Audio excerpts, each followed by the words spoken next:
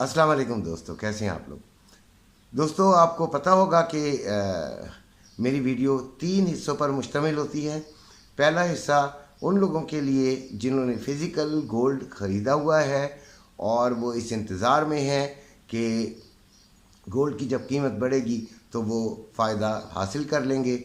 और उनको मैं मशवरा देता हूँ बेचना या ख़रीदना। अक्सर तो मैं शुरू से ही ये कह रहा हूँ कि गोल्ड जो है उसकी वैल्यू है वो डाउन नहीं हुआ करती। बहरहाल ये पैसों में आपको नज़र आ रहा है। और ये कुछ हमारे इसहाक डार साहब की मेहरबानियाँ हैं और कुछ जो है वो रेमिटेंसेस बाहर से जो आए हैं तो डॉलर रेट पे जो असर पड़ा है उस वजह से भी कुछ ऐसी चीज़ हुई है। तो जो अभी डॉलर्स में सोने का रेट है वो 1920 डॉलर पर औंस है। और 2,16,510 ये तकरीबन 1,500 के करीब गिरा है कल से लेके अब तक। कल इसकी कीमत थी 2,17,930, तो तकरीबन 1,500 रुपये गिरा है। लोग काफ़ी परेशान होते हैं और मैं तो ये समझता हूँ कि इस मकाम पे भी जो लोग अब एंटर होना चाहते हैं तो उनके लिए बेहतरीन मौका है वो एंटर हो जाएं। वैसे ये कुछ लोगों की दुआएं भी हैं। मुझसे एक साहब पूछा करते थे कि मेरी बेटियों की शादी है तो मुझे सोना कब सस्ता होगा।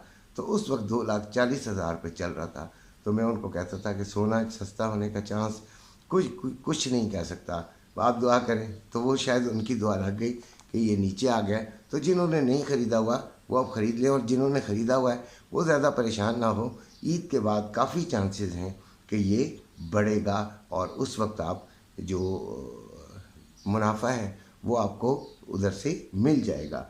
तो बाकी सोने की कीमत कम होना हमारे लिए बहुत बेहतर है, हमारे मुल्क के लिए बहुत बेहतर है। डॉलर की कीमत कम होना हमारे मुल्क के लिए बहुत बेहतर है। अब आ जाती है बात ट्रेडिंग की। ट्रेडिंग पर जब हम बात शुरू करते हैं तो कल मैंने कहा था स्कैल्पर्स डे होगा, साइडवेज चलेगी और रिट्रेसमेंट या पुल बैक थोड़ा सा होगा मार्केट में। और वो हुआ। जब मैं कल वीडियो बना रहा था तो उस वक्त 1910 था। मैंने आपको टारगेट्स बताए थे कि अगर ये नीचे चला गया तो 1900, 1880 और 1870 के टारगेट्स बताए थे। अगर ये नीचे की तरफ सफ़र करता है और ऊपर की तरफ सफ़र अगर करता है तो 1940 पे जाएगा। तो वो यकीनन ऐसे ही हुआ। 1937 तक ये गया।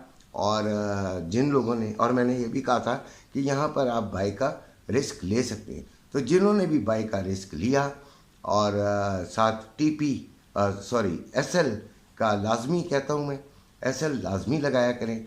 तो एसएल जिन्होंने लगाए और ये लिया वो कामयाब हुए काफ़ी हद तक। और फिर 1940 को मैंने कहा था कि 1940 से हम सेलिंग में बैठना पसंद करेंगे।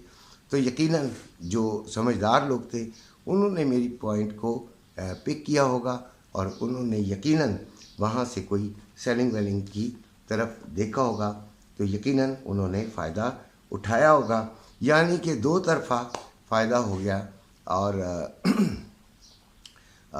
जिन्होंने समझा उन्होंने फ़ायदा यकीनन उठा लिया होगा।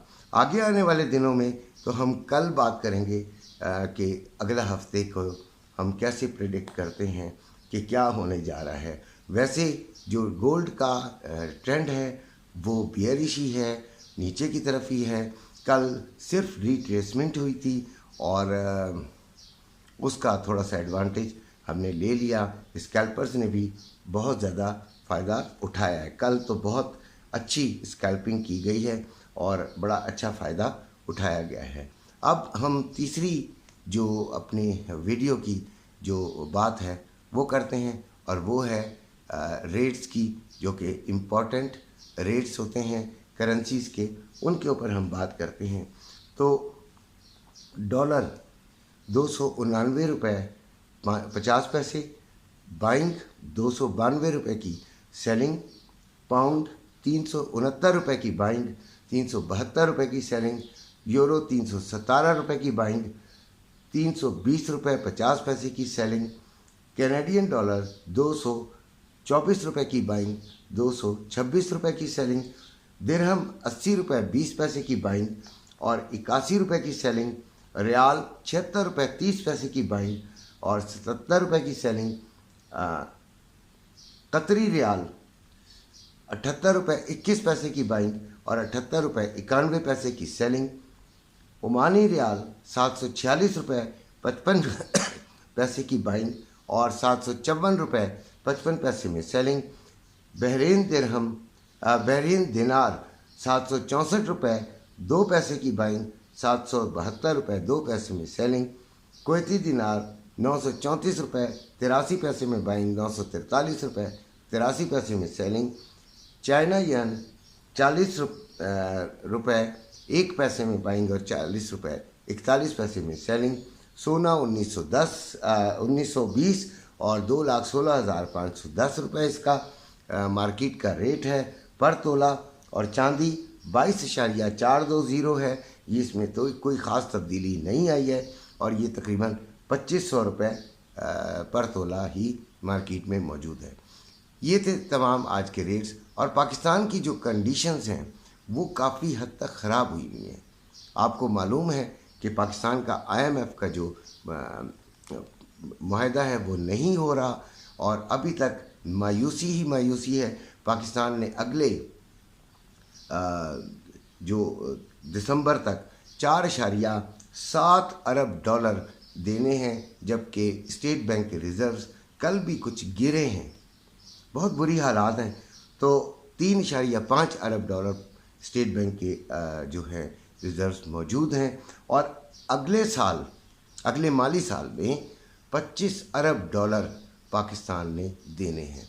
ये हैं मुश्किलात जिनकी वजह से हम ये पूरी उम्मीद होते हैं कि सोने का जो कीमत है वो बढ़ेगी और डॉलर भी इस जगह पे वो स्टेबल नहीं कर पाएंगे। डार साहब अगर वो कर लेते हैं तो वो पाकिस्तान की मईशत के लिए नुकसानदेह ही होगा। तो डॉलर का जो रेट है वो यकीनन इनको बढ़ाना पड़ेगा और IMF को फिर काबू करने के लिए इनको उनकी शराइत माननी पड़ेंगी, उनके आगे झुकना पड़ेगा।